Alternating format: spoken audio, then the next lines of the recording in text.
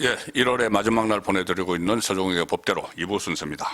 자, 1부에서는 그 한동훈 제명과 관련된 여러 가지 좀 언론 보도가 제 방향을 못 찾고 있는 것 같아. 저희들이 진짜 앞으로 이 파동이 어떻게 마무리되고 수습되고 또 오히려 그것이 국민의힘이 전화 유복의 계기로 삼는 일이 될지를 좀 집중적으로 짚어봤습니다.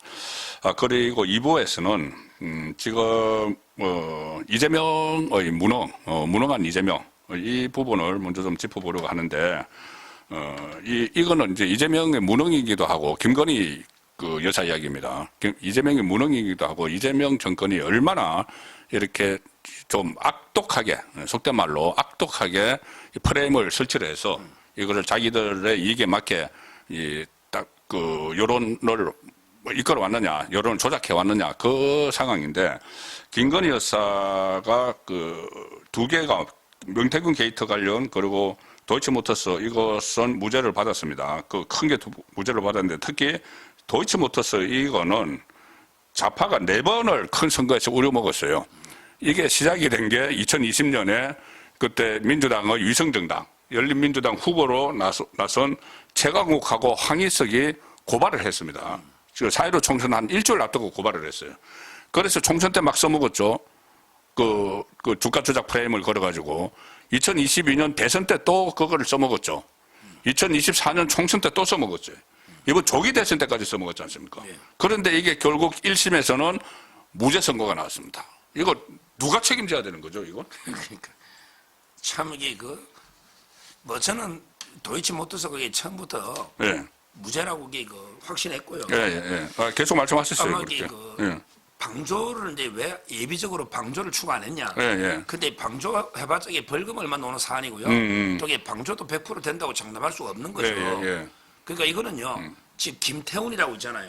김태훈 합수단 단장이 좀 대전고검장을 하면서 원래 남부지검장 하다가 고검장으로 승진돼가지고 승진해가지고 검경 합수단인데 그 서울대 법대 학생운동권의 계보를 잇고 있는 제가 동기니까 그때부터 친구니까 근데 신천지 통일교 합수단인데 통일교는 안 하고 신천지만 하고 있어요. 신천지만. 근데 김태훈이가 4차장 할 때 대장동 수권 4차장을 했거든요. 그때 중앙지검 4차장. 그때 이 사건을 도이치모터스를 했어요. 근데 그때 이제 보고서가 봤더니 검찰에서 이 공동정범으로 기소를 못한다. 이게 이미 나왔던 말이에요. 제 초기에 수사 지휘했잖아요. 이성윤하고 김태훈.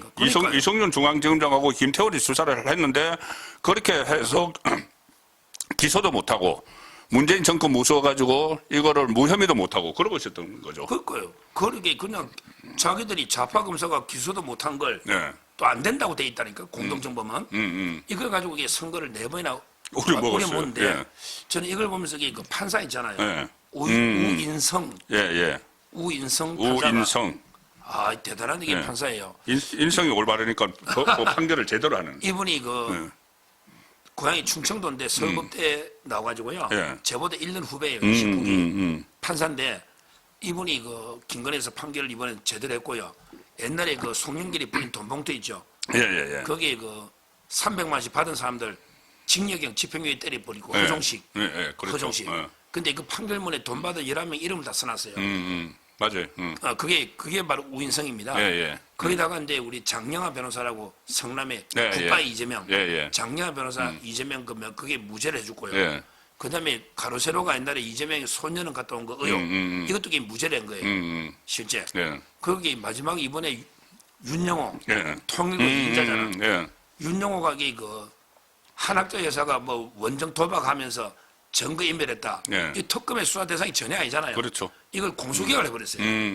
이런 이게 판결을 보면 진짜 이게 원칙 판사. 원칙대로 하는 거죠. 우인성 판사가 법대로 하는 거죠. 그래서 이게 김건희에서 판결도 놓은 거예요. 그래서 결국 이렇게 되면은 이제 2심 이거 있으면은 내란 전담 재판부에서 안 하죠. 그렇죠. 이거는 일반 사건이고 별건 수사니까는. 별건 수사하고 해서 그리고 또 명태균 게이트 관련해서도 이게 무죄가 나왔잖아요. 원래 명태균 씨가 이렇게 정례 여론조사를 하는 그 과정에서 이렇게 넘겨준 거지. 정례 여론조사하는 걸. 그것을 어떤 주문을 받아서 한 게 아니기 때문에 돈을 주고 이런 관계가 아니라는 이야기죠. 저는 저한테도 여론조사 명태균 씨가 지금도 와요. 네. 저한테 명태균 씨가 지금도 맨날 카톡 뭐 날라오던데 제가 안 보지만. 그러니까 제 말에 여론조사 뭐 공정이나 하면요, 저한테 자료 주잖아요. 저한테도 조사 결과 주는 그 업체에 있어요. 그러니까 이거는 이제 결국 정례 조사니까는 이렇게 가린 계좌들한테 이렇게 그 풀어주는 거죠. 뼈 아픈 게 이제 김건희 여사만 무죄가 아니고요. 이게 윤 대통령도 기소돼 있잖아. 그것도 무죄될 거고. 예. 그다음에 오신환 시장도 기소돼 있잖아. 예. 그것도 무죄될 거고요. 예. 아마 이게 그 명태균 게이트 가지고 엄청나게 떠들었잖아요. 그것도 얼마나 선거에 처먹었습니까? 그러니까요. 예. 이게 이제 태산 명동 서일필. 제가 태산이 울릴 때 소리 나느니 지새끼가 아니고 명태 한 마리 있더라. 이게 태산 명동 서일필이 아니고 명태 일필이다. 이랬는데 지금 아무것도 아니잖아요. 그러니까. 여기 이런 식으로 좌파들이 조작질하는 거예요. 이게 그러면은 이제 다른 선거 물론 이 명태균 그 관련한 그 선거뿐이 아니고 이 다른 선거에도 좀 영향을 미치지 않겠습니까? 그러니까 윤석열 전 대통령과 관련한 그 분위기 그러니까는 이 너무 이렇게 그 강범위한 수사를 했다. 별건 수사를 막 벌인데 여기에 대해서도 좀 이 재판부가 판단을 할 때는 좀 어느 정도 영향을 미칠 수가 있겠죠. 그렇죠. 그런데 이제 문제는 또 항소심이 문제니까. 예. 아까 이게 우인성 판사가 무죄행도 중에 항소심과 박힌 게 많거든요. 그러니까 이제 결국은 저는 그래도 1심에 무죄를 해놔면요. 대법원에 가면 이게 1대1 사건이 되잖아요. 1심에 가까워. 그러면 이게 대법원에 가면 유리하니까 아마 다른 사건에도 큰 영향을 준다. 이렇게 보고 뭐 그래도 가장 중요한 거는 지기현 판사 2월 19일 날 내란 이게 이제 가장 핵심이다. 그렇죠. 나머지는 이게 전부 곁다리라 봐야죠. 그렇죠. 거기서만 이 좀 계엄이 내란은 아니다. 이 정도 판결만 놓으면은 완전 상황이 바뀌는데 저 이진관 그 판사가 미리 이제 한덕수 전 총리에 대해서 징역 23년을 선고를 하면서 완전히 그 위로부터의 내란 이런 새로운 것을 들고 나와가지고 그 어떻게 될지는 좀 지켜봐야 되는데 일단 이 사건들이 가령 예를 들어서 이거 민중기 특검에서 한 거잖아요. 김건희 여사에 대해서. 그런데 뭐 수십억 쏘고 막 수사를 했지만은 이게 가장 중요한 또 도이치모터스 그거하고 명태균 사건이 이제 무죄가 나와버렸습니다. 특검에서 한 건데. 근데 진짜 특검을 해야 될 사안이 지금 있어요. 지금 특검은 살아있는 권력에 향해서 하는 거지 죽어있는 권력 하는 거 아니거든요. 지금 그 통일교 조금 전에 말씀드린 김태원이 무슨 뭐 통일교하고 신천지 합동수사본부인데 통일교는 쏙 빼고 신천지만 지금 하고 있는 이 상황이고 또 하나 쌍특검을 요구를 하면서 장동윤 대표가 단식까지 한 게 바로 공천 뇌물입니다. 그런데 이게 지금 만만치 않아요.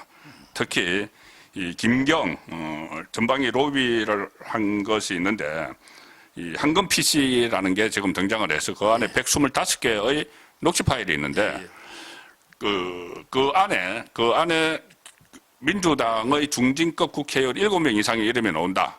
그런데 그 7명 이상 중에서 최고위원 2사람 뭐 이야기를 나오고 공천관리위원 이야기도 나오고 하는데 지금 이름을 밝힐 수는 없지만 어느 정도 확인이 되지만은 이제 수사가 아직 안 들어갔기 때문에 그 사람들에 대해서는. 그런데 문제가 뭐냐 하면은 2023년 강서구청장 보궐선거 때 공천 받으려고 김경이 그렇게 로비를 전방위적으로 했는데 그 민주당 지도부에 대해서도 그때 민주당 지도부가 이재명 대표 체제였어요. 이재명 대표 체제에 정청래가 수석 최고위원, 뭐 그 박찬대, 뭐 서영교, 뭐 이런 근데 그 사람들하고 직접 연결됐다는 말씀을 드리는 건 아니고 민주당 지도부 이야기가 계속 나오는데 그게 이재명 대표 체제였다. 그러면은 이건 진짜 특검을 해야 되는 거 아닌가요? 경찰에서 그 당시 이재명 지도부를 어떻게 수사를 해? 그리고 이제 그 황금 PC 이게 아마 시의원들에게 그 의회 공무원들이 이렇게 보좌해주는 정책 지원해주는 공무원들 있잖아요. 그러니까 이제 그 컴퓨터를 쓰고 원래는 이게 다 포맷에다가 넘겨줘야 되는데 후임자인데 근데 그 후임자가 포맷 안 하고 컴퓨터를 받으니까 이게 다 드러나버린 거죠. 그렇죠. 근데 그게 이제 보면 돈을 뭐 이게 어떻게 줄까 로비 하겠다는 계획도 있지만 실제 돈이 오고 간 녹취 정보도 많습니다. 실제 돈을 어떻게 주느냐. 야, 참 이게 기발한 거 예를 들어 현금 뭐 500, 900 있잖아. 1000만 원 넘으면 안 돼요. 1000만 원 넘으면 이게 통보되거든요. FIU. 그러니까 900만 원을 뭐 알바생. 현금으로 직원 한데 자기 가족회사, 예. 알바생이나 임시 그 계약직, 그러니까 정규직 하면 한 번만 써먹고 두 번 못 써먹으니까. 그러니까요. 예. 이렇게 주놓고 예. 마치 이게 실수로 송금한 것처럼 0이 하나 더 붙어서. 동그라미에 더 붙어 예. 900만 원 주면 이게 90만 원인데 예. 이러고 이게 이쪽으로 송금해. 예, 그 그래 계좌번호가 그 계좌를 로비를 한 거예요. 그 계좌번호가 민주당 의원 보좌관, 예. 아니면 민주당 소속 시구의원 이런 사람들. 이런 사람들. 예. 그래서 저는 이게 그 제가 제 방송에서 이름을 까버리는데 예.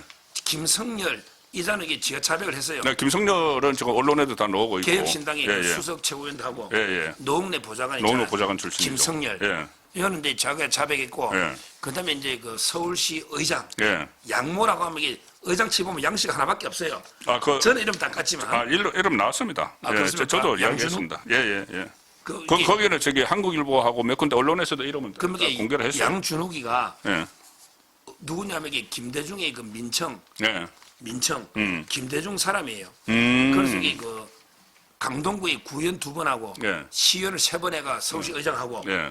그때 그 구청장 노가 제 친구 이수희한테 한번 쳤을 거예요. 예, 예. 구청장. 맞아요. 예, 이수희, 강동구. 국민의힘 이수희. 예, 그 친구인데 근데 양준욱이가 뭐 출판 기념회 할 때 보니까 그때 옛날인데 2017년에 와 정세균 그다음에 뭐 박원순 부터 해가지고 막 김홍걸 예. 다 온 거예요. 그다음에 강동구의 의원들. 예. 그러니까 강동구에 지금 발이 워낙 넓으니까 동교동계니까 예. 아마 이게 로비한다고요. 그런 게 돈이 간 같아요. 그래가지고 이게 그 소환 수사됐잖아. 이거 캐면요. 근데 그 의원들 중에도 우리 양 서울시 의장 통해서 많이 이야기 들었다. 예. 뭐 어쩌고 저쩌고 문자를 한 게 있거든요. 예. 따라서 이게 저는 이 부분은 철저하게 특검 이런 걸 특검해야지 어떤 걸 예. 특검합니까? 그렇소. 한번 제대로 이렇게 캐봐야 된다 봐요. 그렇습니다. 그때 당시 이재명 그 대표 시절의 최고위원들도 그렇고 그때 그 2023년 10월 11일 강서구청장 보선을 비롯해서 재보선 공천관리위원회가 있는데 그 공천관리위원회의 구성원들도 전부 다 지금 친명 핵심들이에요. 예, 그래서 이 부분은 반드시 이제 그 파헤쳐 볼 그런 필요가 있는 일이고 특히 이 지금 크게 공천 뇌물이 두 갈래지 않습니까? 하나는 이제 그 강선호는 이제 별도 사건이 돼버렸어요.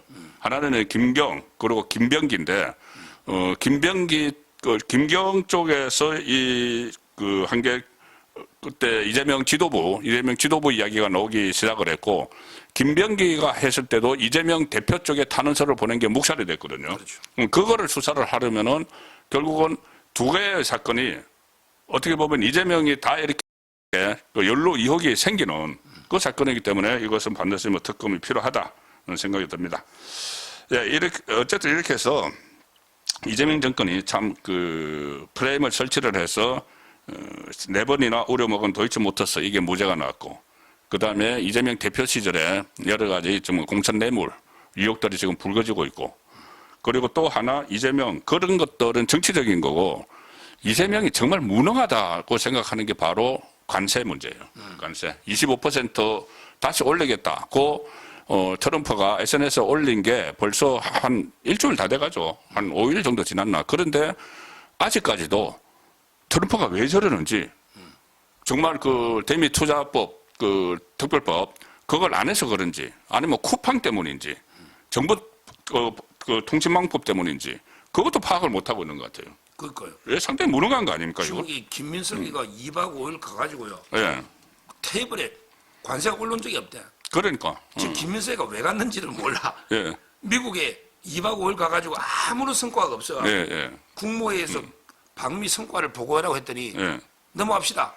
그렇게 했죠. 그렇잖아요. 예. 예. 그게 아니 총리가 그 바쁜데 5일을 갔다 왔는데 예. 아무런 게 없어요. 근데 갔는데 미국 국무부에서 원래 경호를 해주는 게 있대요. 예. 예. 근데 그 경호도 안 했대. 그 경우도 뭐 패싱 당했죠. 예. 예. 의정 경호. 그 경우 저 분명히 지금 왜 패싱했는지 지금 안 알려지고 있는데 제 생각은 미국 문화원 증거한 이런 것 때문에 그러니까요. 그럴 거예요. 정청래 옛날 비자도 안 넣었잖아요. 비자 안 나왔었죠. 그거는 정청래. 정청래는 그 미국 그 대사 관제 불지르려다가 실패했고 그다음에 김민석은 미국 문화원을 증거를 했었죠. 그래서 둘 다 실형을 살았고 그것 때문에 군대를 안 갔어요. 그러니까요. 둘이 그런 공통점이 있는데 예. 그래서 저는 지금 가장 화제가 이해찬이는 왜 베트남 갔을까? 예, 예. 김민석이는 왜 먹고 갔을까? 예, 예. 더 이상 말하면 고발한다니. 제가 더 이상 말을 안 하는데. 아 요새 아니, 고발 무서워요. 왜 갔을까? 예. 합리적 추론을 해도 이게 예. 고발한대. 예. 참 좌파들이 문제인데. 예. 그래서 저는 이번에 미국이 이렇게 하는 거는 뭐 여러 가지 복합적이 있는데 예. 근본적인 거는 이게 그 이재명을 아예 신뢰를 안 하는 거죠. 근본적으로 이게 트럼프는 이재명을 인정을 안 하는 거죠. 이게 근본 원인이고 그다음에 그 직접적인 이제 뭐 원인은 우리나라가 이게 그때 환율 때문에 200억 투자가 오래 어렵다. 네. 이래 이야기 했잖아요. 그러니까 첫째 아직 법도 3개월이 넘었는데 정청래가 특위도 안 만들었잖아요. 이건 미국은 다 알고 있거든요. 예. 이미 그 몇 주 전에 항의 사항까지 과기부에 그러니까 보냈잖아요. 2주 전에 보냈다고 해요. 네, 보냈잖아요.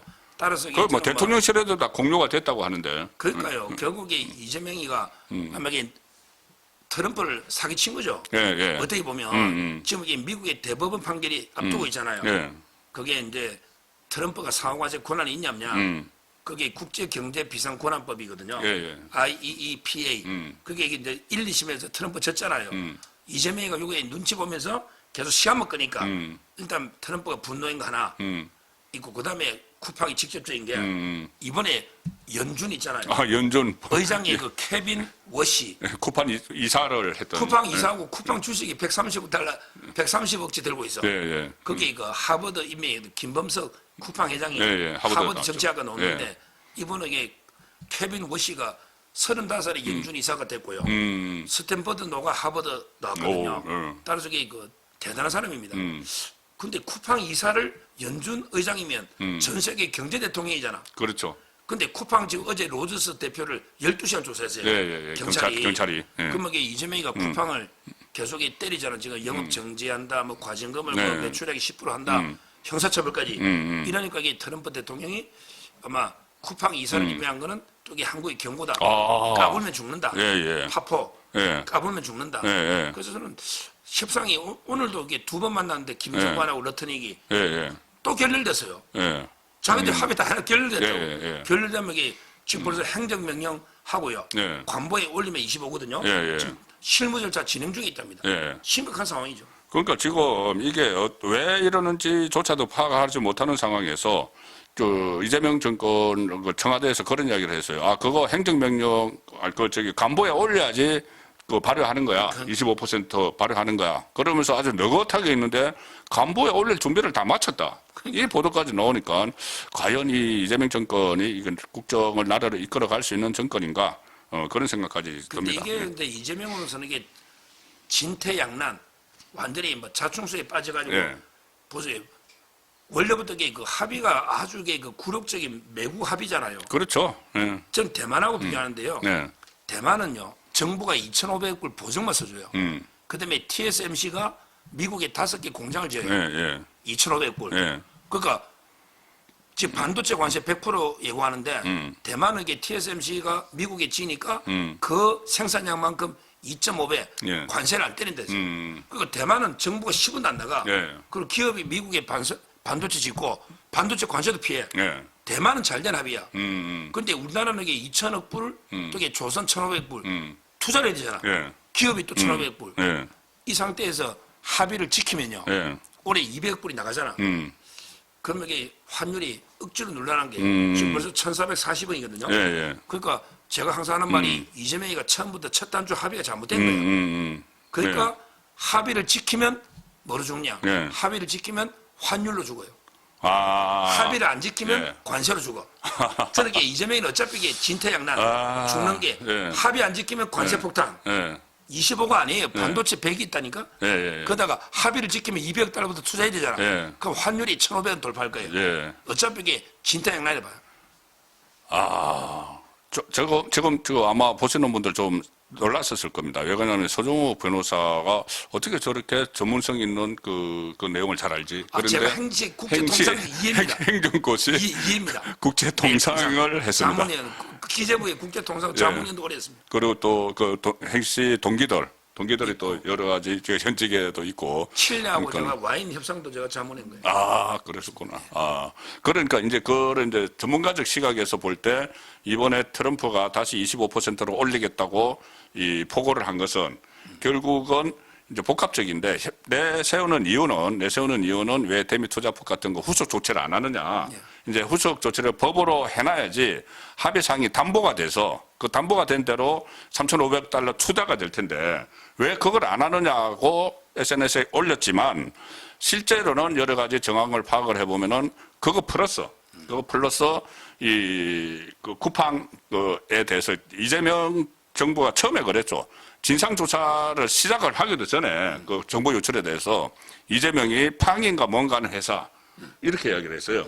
그래서 그거 어떤 그 세제 그러니까는 그 많은 부가금을 해서 망하게 할 수도 있다 이런 이야기 했고 공정거래위원장은 면허 취소 이야기를 바로 했어요. 미국 기업에.